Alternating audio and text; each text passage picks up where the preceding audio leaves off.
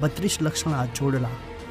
એક વેણ, એક વચનની કિંમત શું હોય છે ને એને પાડવા માટે શેનું બલિદાન આપવું પડે છે ને એ સનાતન ધર્મના સંતને સતી જ બતાવી શકે. ને એવા જ એક વચન પાલનની વાત, એક સતીની સનાતન ધર્મને સત્યતા બતાવતી સતની વાત, એક મહંતની એક દીકરીને પાસે રાખી એનું પાલન કરવાની વાત, ને વર્ષોથી ચાલી આવતી સંત સતી ને સનાતનની ધર્મધુરાની વાત, એટલે જહુમાનો જય જયકાર.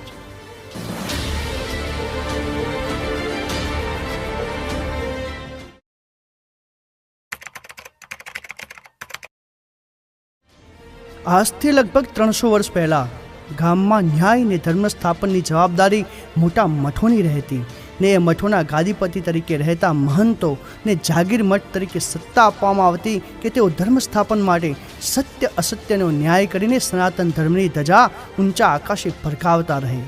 10 નામી અખાડા ને મઠ પરંપરાના ગાદીપતિઓ આ ધર્મધુરાનું સંચાલન કરી સનાતન ધર્મનો ધર્મદંડ સ્થાપિત કરતા ને એવો જ એક દિવ્યમાન કીર્તિમાન જાગીરનો મઠ એટલે ઓગણનાથ જાગીર મઠ, જેને દેવ દરબારના નામે પણ ઓળખાય છે. એ કેમ દેવ દરબારના નામે ઓળખાય છે? એનું કારણ આ મઠના મહંતશ્રીઓને સ્વયં સતી સતને દેવનું વરદાન હાથો હાથ મળેલું છે, જે આજે પણ ચાલ્યું આવે છે. આજના હયાત મહંતશ્રી બળદેવનાથજી મહારાજના મન અને મસ્તિષ્કમાં પણ એ જ સતના હાજરા હજુર દર્શન થાય છે. પણ કેમ ને કેવી રીતે? તો એના માટે આપણે આજના મહંતશ્રીથી ઉપરની 8મી પેઢીના મહંતને જાણવા પડશે. ને સતીના સતને જાણી અને ગુરુમંત્ર આપનારા મહંત એટલે મનસાનાથ મહારાજ.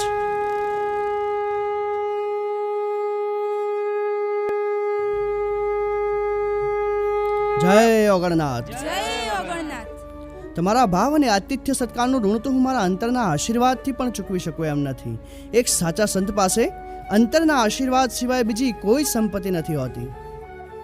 હા બાપા, આખું જગતે ભેગું થઈને ખરીદી ના શકે એવી શક્તિની ભક્તિની સંપત્તિનો રાજા એના અંતરના અમીરાતના દરવાજા ખોલીને જ્યારે હીરારૂપી અમૂલ્ય આશીર્વાદ આપે, ત્યારે કોઈક મૂર્ખ જ હશે જે ફદ્યા પાછળ દોડે. બાપા, આજે હું ફરી એકવાર આવી ગઈ છું તમારા પાસેથી આશીર્વાદની અમીરાતની લાણી લેવા માટે. આજે મન બહુ ઉભરાઈ રહ્યું છે બાપા. લાગે છે હવે સમય થઈ ગયો છે, સત પ્રકાશિત થઈ ગયું છે. હવે સનાતન તરફ વળી જવું પડશે બાપા. આવ બેન જહુ આવ. જગતને માત્ર 2 જ જણ જાણી શકે છે, એક સંત અને બીજું સતી. ને હા, સતને ધર્મની સ્થાપના માટે પ્રકાશવું જ પડે છે. ક્યારેક પ્રકાશનો પુંજ બનીને તો ક્યારેક ફૂલોનો ઢગલો બનીને આ ખોળિયાને ખાલી કરીને પરમાત્મામાં ભળી જવું ને એ સતયુગથી ચાલી આવતી સનાતની સંસ્કૃતિનો રિવાજ છે મારી બહેન. સનાતની સંસ્કૃતિનો રિવાજ છે. અને હા, તું ચાલ બેન, હું હમણાં જ આવ્યો તારી પાછળ. આમના મનમાં આશ્ચર્યના જાળા જેવા પ્રશ્નો ઉઠ્યા છે, એમનો જવાબ ના આપું ને તો મારી આ ગાદી લાજે.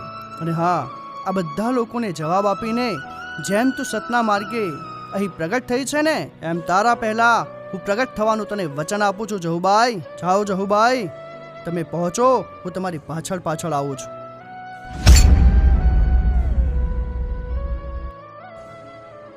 તમે જાણવા માંગો છો ને ક્યાંથી આવ્યા હતા અને શું કરવા આવ્યા હતા? તો ચાલો મારી સાથે તમને એમની તમામ વાત કહું. જય ઓગણનાથ.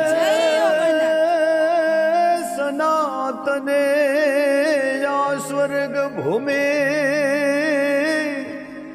અને જેમાં ધર્મ ધજા લહેરાજ રે, હે જેવી સંત સતીને સુરાથ કે ભારત ભૌમ વખણા. એવા સંત રે સતીને સુરાથ કે હે ભારત ભૂમિ વખણા. જય ઓગણનાથ. નમઃ પાર્વતી પતે હર હર મહાદેવ હર. તો તમારે જાણવું છે ને દિવ્ય સ્વરૂપ દેવી કોણ હતા? એ દેવી ઘણા વર્ષો પહેલા આજથી વડગામ પંથકમાં એક દરબાર હતા. ખૂબ જ ખુમારી